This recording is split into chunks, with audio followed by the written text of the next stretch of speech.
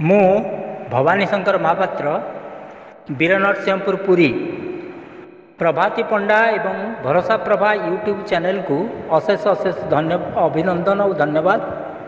ମୁଁ ବର୍ଷା ଉପରେ ଶିଶୁ କବିତାଟିଏ ପାଠ କରିବାକୁ ଯାଉଛି। କବିତାର ଶୀର୍ଷକ ମେଘରାଜାର ବାହାଘର। ମେଘରାଜା ଆସେ ବାଜା ବଜେଇ, ବରବେଶ ଧରି ଆସେ ଓହ୍ଲାଇ, ସାଙ୍ଗରେ ଆଣିଛି ବାଣ ରୋଷଣୀ, କନିଆ ସାଜିଛି ପୃଥିବୀ ରାଣୀ।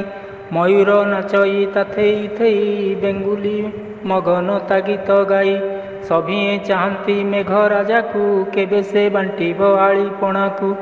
ମନ ଭରି ତାକୁ ପିଇ ସରବେ, ଆନନ୍ଦେ ମାତିବେ ବାହା ଉତ୍ସବେ। ନିଦାଗର ଦୁଃଖ ପାଶୋରି ଯିବେ, ନୂଆ ଜୀବନର ସ୍ୱାଦ ଚାଖିବେ। ପହିଲି ମେଘର ଦର୍ଶନ ପାଇ, ପୃଥିବୀର ମନ ଥରି ଉଠଇ, ସବୁଜ ପାଟରେ ଶ୍ରୀଅଙ୍ଗ ତାର, ଢାଙ୍କିବ ରଖିଛି ପେଡ଼ି ଭିତର। ସାଧବ ବୋହୂର ସିନ୍ଦୁର ଟୋପା, ନାଇବ ମୁଣ୍ଡରେ ଦିଶିବ ଶୋଭା। କଦମ୍ବ ଫୁଲରେ ସଜାଇ ହୋଇ, ଭେଟିବ ମେଘକୁ ଆନନ୍ଦ ହୋଇ। ଉଲସି ଉଠିବ ଦେହ ତାହାର, ପରଶ ପାଇଲେ ମେଘରାଜାର। ଧନ୍ୟବାଦ।